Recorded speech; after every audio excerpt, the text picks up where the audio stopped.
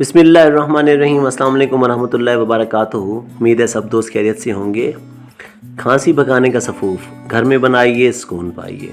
موسم چینج ہو رہا ہے تو اس میں نزلہ زکام اور کھانسی تو یہ شروع ہو سکتی ہے۔ اس کے لیے آپ کو انار کا تازہ چھلکا چاہیے۔ اسے آگ پر رکھ کر جلا لیں، جل جانے پر احتیاط سے اٹھا لیں اور اس کا آپ نے باریک سا سفوف بنا لینا ہے۔ سفوف کا 20واں حصہ لاہوری نمک اس میں شامل کر لیں، آپ کی دوائی تیار ہے۔ مثلاً سفوف اگر 20 گرام ہے تو اس میں 1 گرام آپ نے لاہوری نمک پسا ہوا ملا لینا ہے۔